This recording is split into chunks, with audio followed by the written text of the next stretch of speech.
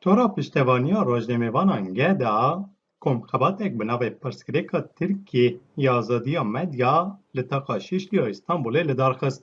Di rûniştina yekîya vê komxebatê de rojnamevan û akademîsyenan yasaya medya civakî axivîn ku ev yasa bibû sedema bertekên tund ya opozisyona Tirkiyeyê û wek yasaya sansorê hatibû binavkirin. Rojnamevan Nurcan Çalışkan ku moderatoriya rûniştina yekiya komxebatê kir, balkişan ser yasaya medya civakî û wê diyar kir ku ev komxebat ya ku beriya vekirina meclisê pêk tê bi qîmet e.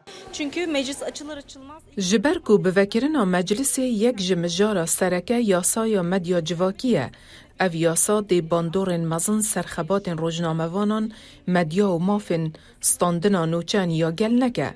Ji ber ku ji xwe astenkirinên li ser medyayê hene, lê dibe ku ev yasa bibe sedema bi awayekî lez ya dayîna cizayan.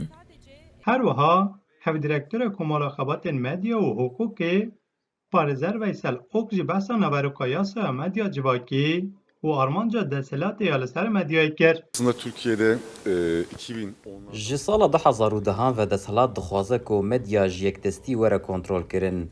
Desthilatê pêşîn medyaya serekî kir bin kontrola sermayê nêzîkî xwe. Piştre bi sedan malper hatin girtin, bi sedan rojnamevan hatin girtin. Wekî mînak ji sala 2016 ve 600 rojnamevan ketin zindanê û hatin berdan. 600 gazeteci cezaevine girip çıktı toplamda. Parêzer Ok di berdewamiya axaftina xwe de jî diyar kir û got niha jî desthilat bi vê yasaya medya civakê dixwaze ku hîn zêdetir medya dijberê xwe dibîne asteng bike.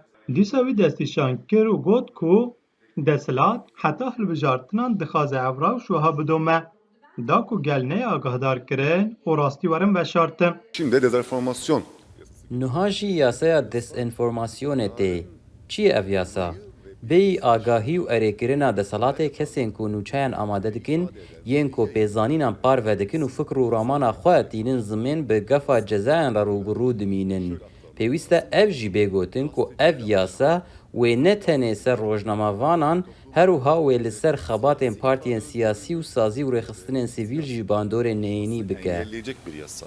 Hêjayî gotine ku di rûniştinên diniyên vê komxebatê de mijarên wek pirsgirêk û şert û mercên xebatên rojnamevanan, şertên xebatê û mafên pişeyîyên rojnamevanan û di medyayê de mijara etîk û nijadperestiyê jî hatine axaftin. Min Botanî, Dengê Amerîka, İstanbul.